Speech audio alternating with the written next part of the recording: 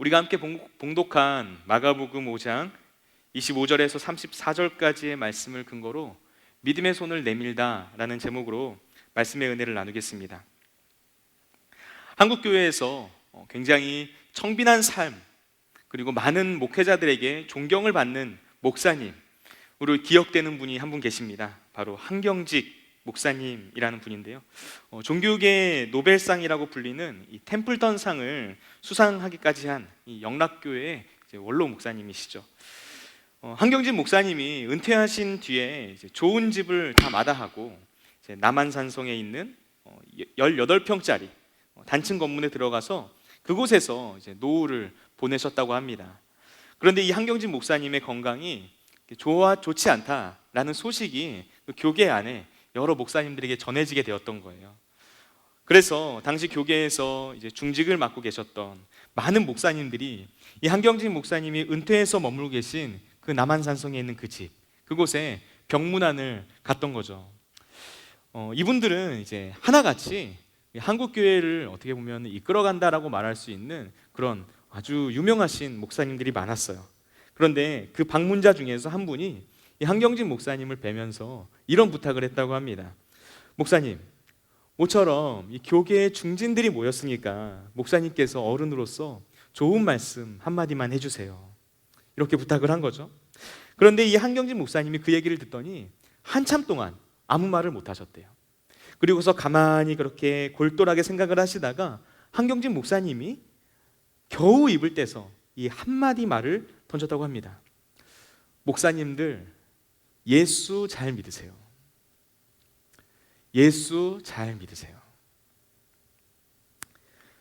이 한경직 목사님이 하시는 이 말을 듣고 나름대로 한국교회 이끌어간다라고 말하는, 내가 지도자다라고 말을 했던 그 목사님들이 얼마나 황당했겠습니까? 난데없이 목사에게 예수 잘 믿으라니, 이 말이 이해가 되시나요? 이 한경직 목사님이 이 말을 한 데는 굉장히 깊은 뜻이 담겨 있었어요. 목회의 업적이나 어떤 종교적인 의, 이런 것들을 이루기에 앞서서 먼저 내가 하나님 앞에서 죄인이다라는 사실, 그 사실을 목회자들이 알아야만 한다라는 사실을 전했던 거죠. 예수를 가장 잘 믿을 것 같아 보이는 사람이 오히려 예수를 가장 잘 못 믿을 수 있고, 겉으로 보았을 때는 아무 문제 없어 보이는 그런 신앙인처럼 보이는 사람이 어떻게 보면 주님과 가장 멀어져 있을 수 있는 그런 현실을 이 목사님은 깨닫게 되었던 거예요. 여러분, 성경을 한번 생각해 보세요. 이 땅에 오셔서 하나님의 아들이신 예수님께서 하신 그 모든 사역들, 그 모든 말씀들, 그래서 그 예수님께서 하신 그 모든 사역들을 가장 잘 믿고 가장 잘 도와줘야만 했었던 사람들, 그 사람들이 예수님을 어떻게 대우했나요? 예수님께서는 고향에서는 배척을 받으셨고요, 세상 그 누구보다도 하나님을 잘 섬긴다라고 말을 했었던 그 당시 유대인들, 종교 지도자들, 서기관, 바리새인들, 그 모든 사람들이 하나같이 예수님을 하나님의 아들로 알아보질 못했어요. 예수님을 따라다니면서 수많은 이적과 기사를 행했었던, 그리고 그 모든 모습들을 바로 옆에서 지켜보았던 그 수많은 예수님의 제자들, 목격자들, 하나같이 예수님께서 걸어가시는 그 십자가의 길 앞에서 예수님을 배반했습니다. 여러분, 우리는 어떤가요? 예수님 잘 믿고 계세요? 스스로에게 한번 가슴에 손을 얹고, 또는 나의 모습을 돌아보면서 내가 정말 예수를 잘 믿고 있나? 한번 생각해 보시길 바라요. 다른 누가 한 말이 아니라 한국 교회를 이끌어가고 많은 분들에게 존경을 받았던 목사님이 하신 말씀이 예수님 잘 믿으세요 라는 것이었습니다. 여러분, 우리는 오늘 이 말씀을 통해서 믿음이란 무엇인지를 한번 생각해 보고자 합니다. 예수를 믿는데, 그렇다면 그 예수를 어떻게 믿어야 하는가? 과연 내가 어떻게 예수를 믿는 것이 정말 예수를 잘 믿는 것인가?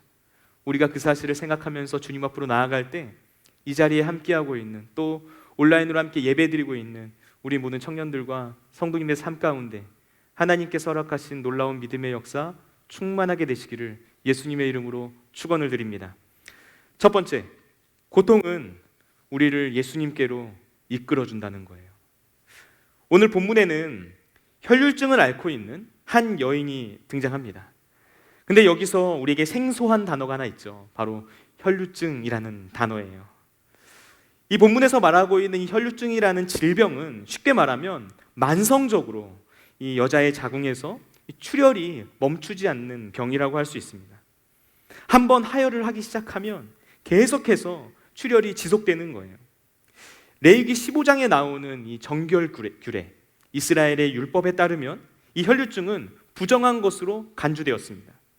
그래서 사람들과의 접촉이 금지되어 있었어요. 혈류증에 걸린 사람, 부정한 사람이고요. 이 혈류증에 걸린 사람과 접촉한 사람 역시 동일하게 부정한 사람이 되었습니다. 그래서 이 혈류증에 걸렸다라고 하면은 공동체, 그 사람이 속한 공동체 또는 가족들과 완전히 따로 격리되어서 그렇게 살아야만 했었던 사람들이었죠.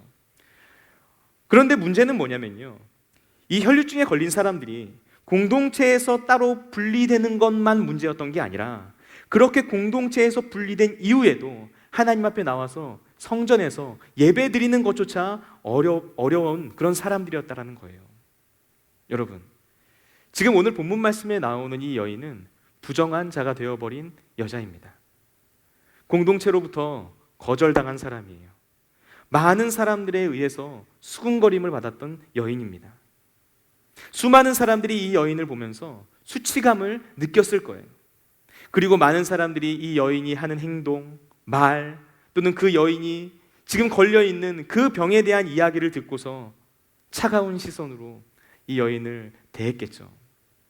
그런데 오늘 본문 25절에서 26절 말씀은 이 여인의 현재 상태에 대해서 조금 더 자세하게 이야기를 해주고 있어요. 우리 다 같이 오늘 본문 25절과 26절 말씀을 한번 읽어보겠습니다. 25절과 26절입니다. 12해를 혈류증으로 알아온 한 여자가 있어 많은 의사에게 많은 괴로움을 받았고 가진 것도 다 허비하였으되 아무 효험이 없고 도리어 더 중하여졌던 차에. 아멘. 오늘 본문 25절과 26절에는 지금 이 여인의 현재 상태가 기록되어 있는데요, 첫 번째 좀 눈에 띄는 단어가 12해라는 단어입니다. 12해. 지금 이 여인이 앓고 있는 혈류증은 자그마치 12년 동안이나 지속되어 있었던 병이었어요. 12년. 성경에서 이 12라는 숫자는 완전을 상징하는 숫자입니다. 완전한 것을 상징해요. 그러니까 지금 이 여인이 12년 동안 혈류증을 앓았다라는 것은 더 이상 이것보다 더 고통스러울 수 없는 그런 완전한 아픔 속에 있었다라는 것을 의미하는 거예요. 지금 이 여인은 12년이라는 시간 동안 내가 이 병과 끊임없이 싸우면서 계속해서 크나큰 아픔을 겪고 있었다라는 거죠. 그런데 그 오랜 시간 동안 이 여인이 아픔을 겪으면서 이 안에서 포기하거나 좌절하거나 또는 낭망했는가, 그런 수준에만 머물러 있었는가 라는 것은 또 아닙니다. 왜냐하면 그 이어지는 말씀을 보면 이 여인이 많은 의사에게 많은 괴로움을 받았고 가진 것도 다 허비하였고 그런데 아무 효험이 없고 도리어 더 그 병이 중하여졌다라고 말하고 있기 때문이에요. 다시 말하면 병을 치료할 수 있다라는 그런 희망을 품고 내가 할 수 있는 온갖 방법들을 다 동원해서 그 병을 치료하려고 했었다는 거예요. 유명하다는 의사들 다 찾아가 보고 내가 접할 수 있는 수많은 치료의 방법들 다 동원해 보고 그래서 어떻게 해서든지 이 병을 고쳐보려고 노력을 했어요. 그래서 이 여인이 가지고 있었던 모든 재산들 다 탕진해 버린 거예요. 그런데 문제는 그럼에도 불구하고 이 병을 치료받은 게 아니라 계속해서 이 병이 악화되어 갔다는 거예요. 이 여인은 육체적으로도 그리고 사회적으로도 그리고 경제적으로도 모든 면에서 무엇 하나 내세울 것이 없는 그런 연약하고 보잘것없는 사람이었다는 겁니다. 여러분, 우리에게도 이런 상황이 있지 않습니까? 우리의 삶에 어떤 오랜 문제, 내 힘과 능력으로 어떻게든 돌파해 보려고 하지만 내 마음처럼 되지 않는 그런 문제들 가지고 있지 않으세요? 내가 하나님 앞에 정말 오랜 시간 기도했는데 이 정도 기도했으면 하나님께서 응답해 주실 것도 같은데 내가 할 수 있는 모든 노력을 다 기울였고 내가 찾을 수 있는 모든 방법들을 다 동원했는데, 그런데도 불구하고 도무지 해결할 수 있는 기미가 보이지 않는 그런 일들 가지고 있지 않으세요? 혹은 내가 손을 대면 될수록, 내가 그것을 더 소유하려고 하면 할수록 오히려 상황이 더 악화되는 것만 같다라고 느끼는 그런 일들에 처해 있는 분들 계십니까? 여러분, 우리가 만약 그런 상황 속에서 너무나 오랜 시간 동안 노출되어 있다 보면 우리의 마음 가운데 찾아오게 되는 한 가지 감정이 있어요. 뭘까요? 내가 가지고 있었던 모든 희망들 다 사라져버리고 내 마음속엔 오직 절망과 낙심만 가득해지는 거예요.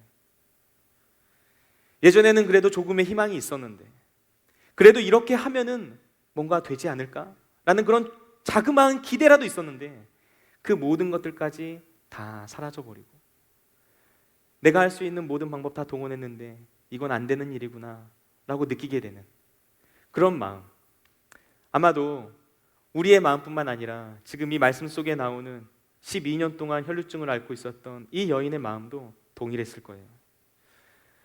여러분, 그런데 도무지 자기의 힘으로 아무것도 해결할 수 없을 것만 같은 그런 절망의 상황에 처하게 되었을 때, 오늘 말씀은 이 여인에게 어떤 한 가지 소식이 들려왔다라고 이야기하고 있어요. 오늘 본문 27절 말씀을 보면 이렇게 말합니다. 예수의 소문을 듣고, 예수의 소문을 듣고. 이 여인이 인간적으로 할 수 있는 모든 방법을 다 동원해도 절대로 이 병은 치료되지 않는 병이구나 라는 것을 느꼈는데, 어느 날 예수님에 관한 소문을 듣게 된 거예요. 많은 사람들이 말합니다. 나사렛 예수라는 사람이 있는데 그 사람이 병든 사람들을 치료한다더라. 도무지 인간의 힘으로 치료할 수 없을 것만 같은 그런 질병들을 치료한다더라. 그냥 보통의 선지자가 아닌 것 같다더라. 내가 아는 그 사람이 치료받았다더라. 그 소문을 듣게 된 거예요. 여러분, 고난은 우리를 예수님께로 이끌어줍니다. 이 여인은 그 삶 가운데 너무나 크고 어려운 고난, 내 힘과 능력으로 감당할 수 없는 고통의 문제 앞에서 질문하고 고민하다가 예수의 소문을 듣고 예수님을 찾아가기로 결단을 했어요. 인간이 이 세상을 살아가는 한 우리의 삶 속에서 고통이 찾아오는 것, 고난이 있는 것, 어떤 환난을 마주하게 되는 것 절대로 피할 수 없죠. 모든 것이 내 뜻대로 되는 것만은 아니라는 걸 우리는 너무나 잘 알고 있잖아요. 그런데 우리의 인생 속에서 그런 고통과 고난이 찾아왔을 때 우리는 비로소 그때가 되어서 하나님의 은혜를 구하는 자리로 나아가게 된다는 거예요. 내 힘과 능력으로 더 이상 아무것도 할 수 없다라는 사실을 깨닫게 되었을 때 하나님의 도우심을 구하는 자리로 우리는 비로소 나아가게 된다는 겁니다. 고난이 찾아왔을 때 내가 지금까지 의지하고 바라보고 있었던 것들, 그 모든 것들이 소용없다라는 것을 깨닫게 되고 내 인생의 유일한 소망이 오직 하나님이시구나 라는 것을 알게 된다는 거죠. 한나는 아이가 없었어요. 한나는 아이가 없었기 때문에 성소에 나가서 부르짖었습니다. 그리고 그 성소에 나가서 부르짖음으로 인해서 한나는 하나님의 응답을 경험했어요. 모세는 그 인생에 너무나 큰 실패를 경험한 사람이에요. 이렇게까지 그 인생이 떨어질 수 있나? 라고 말할 수 있는 애굽의 왕실에서 살인자의 신분으로 광야를 도망치는 도망자의 신세로 그 인생이 한순간에 추락한 인물이었습니다. 그런데 그가 그 고난과 그 고통 속에 있을 때 광야 한가운데서 불타는 떨기나무 앞에서 하나님을 만나게 돼요. 다윗은 사울의 위협을 피해서 광야로 도망치죠. 그런 도망자의 삶을 살다가 다윗은 그곳에서 사망의 음침한 골짜기에서 나를 지켜주시는 분이 하나님이시구나. 하나님은 양과 같이 어디로 가야 할지 모르는 이 불쌍한 인생을 인도해 주시는 분이시구나 라는 것을 깨달았어요. 욥은 성경이 인정한, 아니 하나님께서 인정한 의로운 사람입니다. 그런데 그가 이유를 알 수 없는 고난과 고통에 처하게 돼요. 근데 그 고난과 고통 속에서 결국에 가서 하나님 앞에 나아가서 그가 하나님의 뜻을 물었을 때 마지막으로 했던 고백, 내가 귀로만 들었던 하나님을 이제 눈으로 봅니다 라고 말할 수 있었던 거예요. 여러분, 우리의 삶에는 결핍되어 있는 것들이 있어요. 내가 모든 것들을 다 소유하고, 정말 우리가 TV에서 보는 어떤 금수저라고 부르는 사람들과 같이 내가 무엇이든지 다 할 수 있는 그런 인생으로 태어나면 내 인생이 정말 잘 나갈 것 같은데 라고 생각하고 있다면 우리는 그 생각을 바꿔야 해요. 내 인생에 결핍되어 있는 것들, 내가 가지고 있지 못한 것들, 나에게 있어서 부족한 것들, 그것으로 인해서 우리는 이 땅에 유한한 것이 아니라 영원한 하나님 앞으로 나아가게 된 거예요. 그 결핍으로 인해서 우리가 하나님을 만날 수 있다면, 그 하나님을 얻을 수 있다면 우리는 모든 것을 얻은 삶이라고 말할 수 있다는 거죠. 그렇다면 여기서 우리에게 중요한 것은 뭘까요? 중요한 건 그런 어려움과 고난과 고통 앞에서 우리가 어떻게 반응하느냐, 그게 중요한 거예요. 오늘 말씀 속에 나오는 이 여인처럼 우리가 그 고난과 고통 앞에서 과연 믿음으로 반응할 수 있는가, 아니면 그냥 주저앉아 버릴 것인가, 그것이 중요하다는 겁니다. 그렇다면 오늘 이 여인이 보여주고 있는 믿음이란 과연 무엇일까요? 두 번째, 믿음이란 무엇인가? 믿음이란 예수님께로 나아가는 것입니다. 예수님께로 나아가는 것이다. 12년 동안 혈류증을 앓고 있었던 이 여인은 예수님에 대한 소문을 듣고 예수님을 찾아갔어요. 오늘 본문 27절 말씀은 예수님을 찾아가고 있는 이 여인의 모습을 보여주고 있습니다. 우리 다 같이 오늘 본문 27절 말씀 한번 읽어보도록 하겠습니다. 27절 말씀입니다. 예수의 소문을 듣고 무리 가운데 끼어 뒤로 와서 그의 옷에 손을 대니. 아멘. 지금 27절 말씀 속에서 굉장히 짧은 단어와 단어로 표현되고 있는 이 여인의 모습, 이 여인의 모습을 우리는 한번 잘 상상해 볼 수 있어야 돼요. 그냥 성경이 말한다고 해서 스쳐 지나갈 게 아니라 여기에 나와 있는 이 단어 한마디 한마디, 한 단어 한 단어를 유심히 살피면서 여인의 모습을 상상해 봐야 됩니다. 우리가 함께 읽어보지는 못했지만 우리 오늘 본문 말씀 바로 앞에 나오는 24절 말씀을 보면 이렇게 기록하고 있어요. 이에 그와 함께 가실새 큰 무리가 따라가며 애워싸 밀더라. 큰 무리가 따라가며 애워싸 밀더라. 한번 상상해 보세요. 예수님께서 길을 걸어가시고 계세요. 길을 걸어가시고 계세요. 그런데 큰 무리가 그 예수님을 따라가면서 애워싸고 있는 모습이에요. 정말 큰 무리들이 그 예수님이 걸어가시는 곳, 그곳을 향해서 예수님께 시선을 고정하면서 이분을 만지기 위해서, 또는 이분에게 무언가 말을 건네기 위해서, 이분이 어떤 분이신가 얼굴을 보기 위해서 계속해서 그분을 쫓아가고 있는 모습이 그려지고 있는 거예요. 왜 그런가요? 예수님에 대한 소문을 다른 많은 사람들도 동일하게 들었던 거예요. 그 예수님이 어떤 분이신지, 정말 그 말이 맞는지, 이 예수님께서 하시는 말씀과 이 예수님께서 하시는 모든 행동들, 그 예수님께서 보여주는 그 기적들, 그것이 정말 맞는지 그 모습을 확인하려고 예수님을 쫓아다니고 있는 거예요. 그런데 지금 그 군중들 사이에 이 여인이 있는 겁니다. 12년 동안 혈류증을 앓고 있었던 이 여인이 그 수많은 군중들 사이를 뚫고 예수님을 만나려고 하고 있는 거예요. 이 여인은 혈류증을 앓은 지 12년이 되었다라고 말하고 있었어요. 병이 점점 더 악화되고 있었다라고 말을 하죠. 이 혈류증이 가지고 있는 여러 가지 증세들 중에 하나가 이 피를 계속해서 흘리는 것이기 때문에 이 빈혈이 있다고 합니다. 빈혈. 그리고 우리가 상식적으로 생각해 봐도 12년 동안이다 아주 고질적인 피를 흘리는 병을 흘린 사람이 어떤 힘을 가지고 있었겠어요? 이 힘없는 여인이 그 수많은 군중들을 뚫고 예수님께 나아간다? 말을 할 수가 없는 거죠. 그 예수님을 둘러싸고 있는 수많은 사람들 역시 예수님을 보려고 가까이 가고 있는 사람들이었기 때문이에요. 그렇다고 해서 이 여인이 제가 예수님을 만나길 원합니다, 예수님 보길 원합니다 라고 말하면서 사람들을 툭툭 치면서 그 자리를 지나갈 수 있었냐? 그것도 아니에요. 왜 그런가요? 율법에 따르면 혈류증에 걸린 사람은 부정한 사람이에요. 다른 사람들과 격리되어 있어야 하는 사람입니다. 그런데 만약 이 여인이 그곳에 있는 것이 발각된다면, 그렇다면 사람들의 따가운 시선과 비난 피할 수 없죠. 당장이라도 그곳에서 쫓겨나는 건 너무나도 당연한 일인 거예요. 그런데 그럼에도 불구하고 지금 이 여인이 자신의 신분을 아마 꽁꽁 감췄겠죠?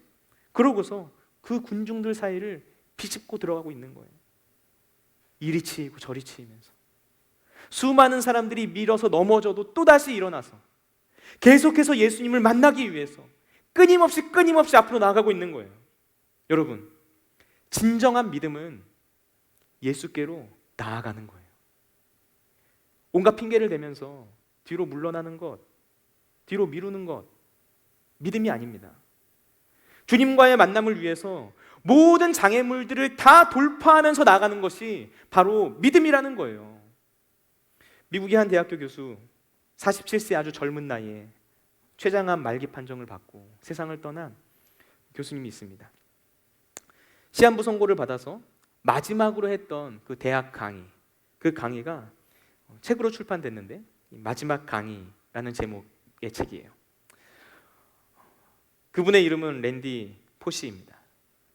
그분이 이 책에서 여러 가지 내용들을 쓰다가 이 장애물에 관한, 어떤 장벽에 관한 이야기를 하면서 이런 문구를 적었어요. 어떤 성취든 이루는 과정에서 벽에 부딪혀야 하지만 그 벽이 있는 이유가 있다. 그 벽은 우리가 무언가를 얼마나 절실하게 원하는지를 시험할 수 있는 기회이다라는 거예요. 무슨 말인지 이해되시나요? 우리가 인생의 어떤 장벽을 만나더라도 우리가 바라보고 있는 그것, 그 목표, 그 목적을 정말로 간절히 원한다면 장애물은 더 이상 장애물이 아니라는 거예요. 우리가 진짜 예수님을 만나기를 원한다면 우리가 말하고 있는 그 수많은 이유와 핑계들 장애물이 될 수 없다는 거예요. 주님을 만나는 데 있어서 필요한 건 뭔가요? 간절함인 거죠. 간절함. 내가 진짜 주님 만나길 원하는가? 그런 간절함이 있는가? 오늘 말씀 속에서 이 여인의 간절함이 보이는 표현이 있어요. 28절 말씀을 보시면 생각함 일러라 라고 끝에 말하고 있어요. 생각함 일러라. 이 여인이 생각을 했다는 거예요. 무엇을 생각했느냐? 내가 소문으로 들은 그 예수님의 옷깃만 만져도, 옷자락만 만져도 내가 12년 동안 앓고 있었던 이 질병 단숨에 치료받을 것 같아. 그 생각을 했던 거예요. 그런데 여기서 말하고 있는 이 생각을 의미하는 단어가 헬라어로 엘레겐인데요. 이 단어가 반복적인 행위를 나타내는 미완료 동사로 사용되고 있어요. 다시 말해서 이 여인이 내가 예수님의 옷자락을 붙잡는 그 순간 병이 고침받을 것이다 라는 생각을 한 번 하고 끝난 게 아니라 계속해서 생각하고 또 생각했다는 걸 의미해요. 계속해서 생각하고 계속해서 읊조리고 계속해서 선포하고 내가 그 예수님을 빨리 만나야 되는데, 내가 그 예수님의 옷자락 잡아야 되는데 내 마음속에 계속해서 다짐하기를 반복했다라는 거예요. 여러분, 이건 단순히 그냥 자기 암시가 아닙니다. 예수님에 대한 너무나 간절한 믿음이 있었던 것을 표현하는 거예요. 너무나 간절하기 때문에 계속해서 생각하는 거예요. 너무나 그 일을 원하니까 머릿속에서 떠나지지가 않는 거예요. 오늘 말씀이 보여주고 있는 하나의 신비가 있어요. 구약시대에 제사를 드릴 때에는 제물로 사용해야 하는 흠없는 짐승, 그 짐승을 가져오면 제사장이 그 제물에 안수를 합니다. 그렇게 안수를 하게 되면 지금 그 제물을 가지고 나온 사람의 죄가 그 흠없는 짐승에게로 전가돼요. 그리고 그 짐승을 각을 뜨고 불에 태워서 제물로 바칩니다. 그 짐승이 그 제물을 가지고 나온 사람의 죄를 대신 안고 죽는 거예요. 이것을 우리는 대속이라고 부릅니다. 부정한 여인이 예수님을 붙잡았어요. 예수님과의 접촉이 일어났어요. 예수님을 만났고 그 예수님과 연결되었습니다. 그러자 그 여인이 가지고 있었던 12년 동안 앓았던 그 질병, 혈류증, 예수님께로 전가되었어요. 그 여인이 가지고 있었던 모든 부정함들 예수님이 떠맡아 안으셨어요. 그 여인의 인생 가운데 있었던 모든 좌절과 절망과 공포와 두려움과 연약함과 같은 것들, 모두 다 그 죄의 찌꺼기들이 하나님께로, 예수님께로 전달되었던 거예요. 그리고 그 예수 안에 있었던 영원한 생명과 구원의 역사가 예수님을 붙잡은 그 여인의 손을 타고 그 여인의 영혼으로 전달된 거죠. 이사야서 53장 5절은 이렇게 말합니다. 그가 찔림은 우리의 허물 때문이요 그가 상함은 우리의 죄악 때문이라.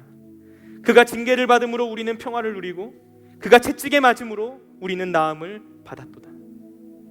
예수님께서 십자가에서 우리를 대신하여 죽으신 그 대속의 은혜, 하나님의 어린 양이신, 세상 모든 죄를 지고 짊어지고 가는 그 하나님의 어린 양이신 그 예수님의 십자가 죽으심의 은혜가 우리에게 전해지는 거예요. 언제? 우리가 주님 앞으로 나아가게 되었을 때, 우리가 그 주님을 붙잡을 때, 우리가 그 주님과 접촉하게 되었을 때, 그때 이 놀라운 일들이 일어나는 거예요. 오늘 예수님께서는 예수님과 연결되고 접촉된 이 여인에게 이렇게 말씀하세요. 딸아, 내 믿음이 너를 구원하였다. 내 믿음이 너를 구원하였다. 딸아, 내 믿음이 너를 구원하였다. 오늘 말씀이 시작되는 25절에서는 이 여인이 12년 동안 혈류증을 앓고 있는 부정한 여인이었다라고 말을 하고 이 이야기를 시작해요. 그런데 이 놀라운 스토리가 끝나는 이 34절 말씀 속에서 예수님은 이 여인을 내 딸아 라고 부르고 계세요. 내 딸아. 세상은 이 여인을 피했고 세상은 이 여인을 버렸고, 그래서 이 여인 역시 세상을 향해서 숨어버렸고 도무지 해결할 수 있는 능력과 방법이 없어서 모든 것을 포기하려고 했을지 모릅니다. 그런데 지금 예수님께서 이 여인의 믿음을 보시고 이 여인을 구원해 주신 거예요. 자녀 삼아 주신 거예요. 그 절망의 구덩이에서 이 여인을 꺼내 주신 것입니다. 그리고 선포하시는 거죠. 딸아, 내 믿음이 너를 구원하였다. 여러분, 예수님은 이런 분이세요. 우리의 삶 가운데 친히 찾아와 주셔서 우리를 건져주시는 분이십니다. 다만 우리에게 필요한 건 믿음인 거예요.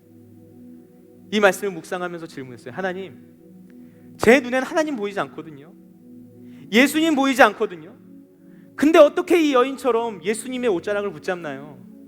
어떻게 예수님과 연결되고 접촉될 수 있나요?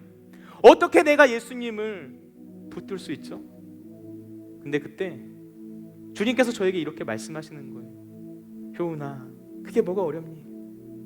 믿음으로 붙잡는 거야. 믿음으로 붙잡는 거야. 보이지 않아도 믿음으로 붙잡으면 예수님이 우리를 자녀로 삼아주시고 우리의 모든 삶의 현장과 그 절망의 자리에서 우리를 구원해 주시는 거예요. 주님이 말씀하시는 겁니다. 여러분, 오늘 이 예배 자리 가운데 나오는 저와 여러분 모두가 예수님을 스쳐 지나가는 인생이 되지 않았으면 합니다. 그냥 예수님의 주변에 맴도는 인생이 되지 않았으면 합니다. 그 예수님 앞으로 믿음으로 나아가고 그 예수님을 끊임없이 생각하고 또 생각하고 말씀이 육신이 되신 그분을 붙잡아서 12년 동안 혈류증을 앓았던 이 여인과 같이 주님의 놀라운 기적과 그리고 놀라운 구원의 은혜를 체험하는 그런 믿음의 사람들이 되었으면 합니다. 우리 다 같이 그러한 믿음을 가지고 찬양하며 기도하며 나가길 원합니다. 사랑과 은혜가 충만하신 하나님 아버지, 이 시간 말씀의 은혜를 나누며 나아갔습니다. 이 부족하고 연약한 인생들 오직 하나님 아버지만을 바라보며 우리의 온 몸과 마음으로 주님을 예배하며 주님을 찬양하며 나길 원하오니 주님 손에 맡겨드리는 그 모든 인생의 문제들 주님께서 대신 맡아주시고 그 모든 인생의 문제들 속에서 하나님 아버지를 발견하게 하시고 그 모든 인생의 상황들과 어려움들 속에서 하나님의 기적의 역사를 체험하는, 그래서 우리를 자녀 삼아주시는 주님의 놀라운 능력을 경험하는 그런 복된 인생 될 수 있도록 역사하여 주시옵소서.